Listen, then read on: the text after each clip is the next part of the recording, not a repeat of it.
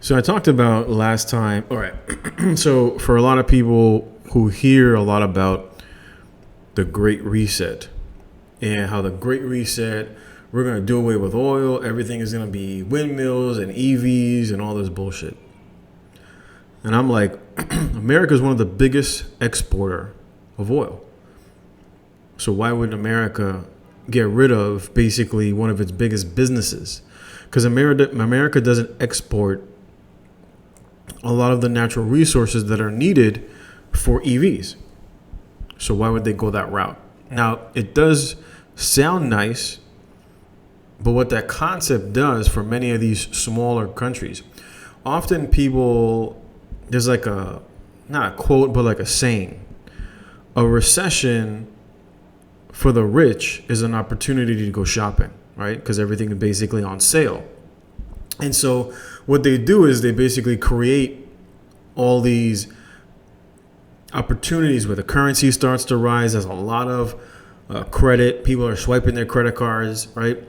There's a lot of line of credit. And so what they do is they get all these people in America in debt, and then they cause a recession. And for a lot of the people that can't hold on to their assets, they basically, to pay off their debt, they have to forfeit those assets or sell those assets on the open market at a cheaper price, right? So a lot of times you're buying something 40 cents on the dollar. That concept also applies globally. And so what America and the cathedral can do to make and to continue the hegemony of the dollar is they can make the exclamation, we're going to go green. Everything's going to be windmills. You need to do X, right? Whether it's not import oil, or forget about using fossil fuels or nitrites in, for example, like with fertilizer. A lot of these countries, because of the whole not going green, right? Because the whole going green, what do? Oh, you need to decrease the amount of food production that you produce in your country. What does that do to that country? That country then has to import more food. America is one of the biggest exporter of food, right? And so a lot of these countries then realize when they reduce their own production, like for example, what happened in Europe, where Europe slowed their production down of oil and natural gas. And so what did that do? It forced them to import more oil. Who's one of the biggest exporters of oil? You guessed it, America, United States, right? As it says here, U.S. becomes, this is an article from 2018, U.S. becomes the world's largest crude oil producer, and the Department of Energy authorizes short-term natural gas exports. So how does America maintain a stranglehold on Europe? It's through oil and gas. Because what did America do? America went and said, you can't buy oil and natural gas from Russia, right? We're going to put a ban. So who the fuck are they going to buy from? America. That's right. And so as that causes a shortage on the global market for Europe, at least, because now Europe can only buy from less people. And of course, everybody who was allied with America now can't buy from Russia. And so what does it do? It makes America all the more attractive on the global market as a global exporter of oil. And so this is an article from 2019. U.S. will soon threaten to topple Saudi Arabia as the world's top oil exporter, right? And there's an article here. This is from this year. This article is from 2022 in April, right? U.S. oil exports soar as world works to replace Russian supply, right? So the narrative is we're all going to go green. Everybody's going to drive an EV and we're going to have windmills in our backyard and everything's going to go electric. And yet America is selling more oil now than it has before, right? And so what happens with many of these countries that foolishly go this route of we're going to go green and we're going to, we're not going to use, we're all going to go organic fertilizer. We're not going to have, the typical fertilizer that we would need for farmers to produce our own food, which then causes us to have to import food from America or allied countries with America. And so as the dollar starts to become more valuable, because you can look at the dollar right here, right? You can see the dollar over the year has been starting to rise, right? You can see the dollar has basically on a 20-year high. So now the dollars are harder to get for many of these smaller countries. So their currency is not worth as much. Their currency starts to decrease as the dollar is starting to go up, because now these smaller countries need to buy dollars because all the commodities are denominated in dollars, right? Which is why you have the petrodollar. And so all these commodities that are sold on the global market require dollars. And so what do these countries have to do? They then have to print more money to buy those dollars on the global market so that they can buy commodities on the global market, which causes the dollar to rise, which makes the dollar more valuable than other countries, which makes it cheaper for America to import, which is why when you look at the trade deficit didn't rise as much as it should have with all of the inflation. And so who benefits from it, right? You look, there's like people complaining about all the inflation in America. Stuff went up 10% or 15%. You have countries that went up 30, 40, 50, 60, 100% in terms of the inflation. But people in America complain about the 9% inflation month over month or the year over year.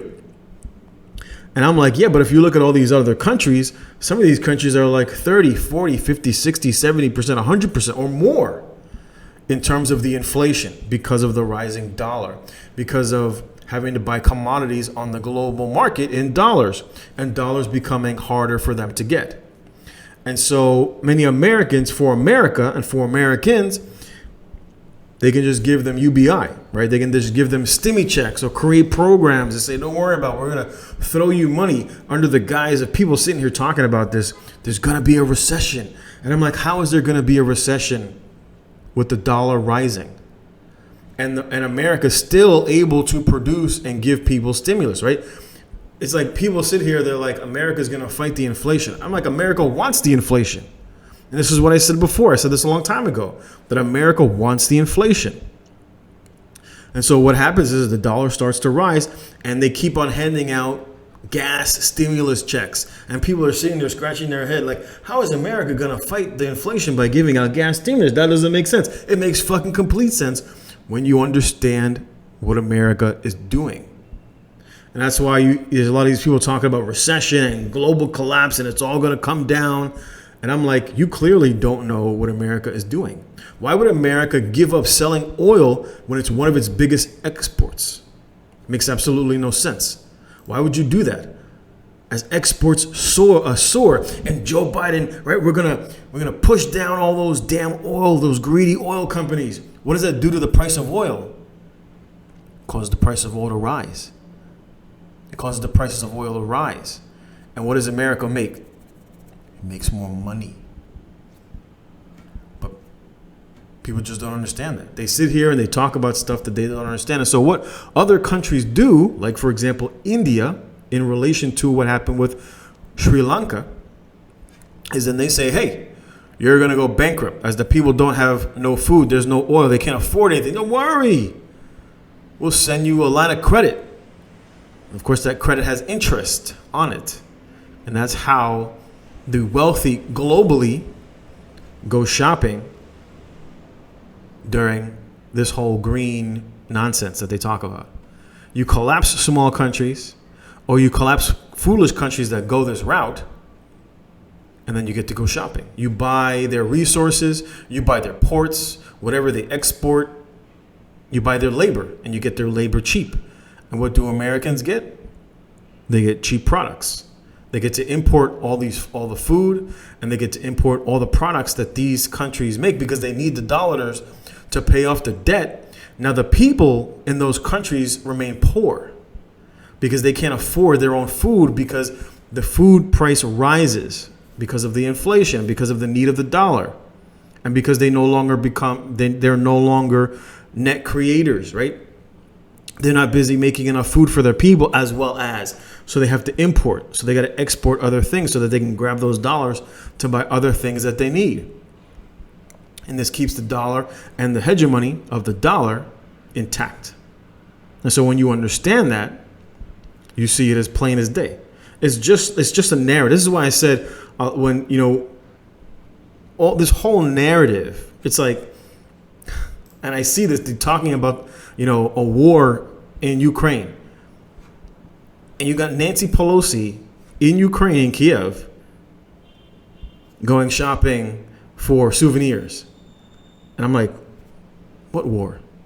It's just narrative. It's just a lot of it is narrative. And they need you to believe the narrative. And that's why I've said multiple times, whatever the government is putting in your face for you to believe, it's because it's a narrative and they want you to believe the narrative. Just like with the whole 19, right? Worst pandemic in 100 years. But then you hear all this information about the shot and side effects and blah, blah, blah, and they shut it all down. Why? Because they don't want you to believe that. Right? Safe and effective. That's what they put in front of your face. Safe and effective. But this is the narrative of everything's going to go green. I'm like, why the hell America going to go green? Why would America go green when they're one of the biggest exporters of oil?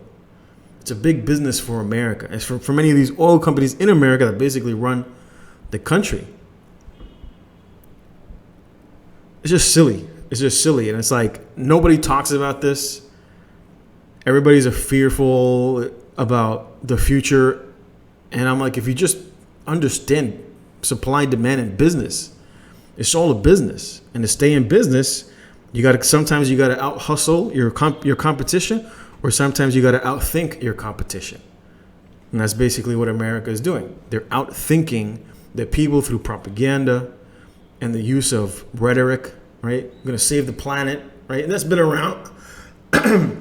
The whole nonsense of save the planet has been around for like hundreds of years. And it's just a cash grab. That's all it is, just a cash grab. And for people who are old, they should understand that this is basically what's been going on. Anyway, I'm going to leave it there. Leave your comment below, and I'll check you out next time.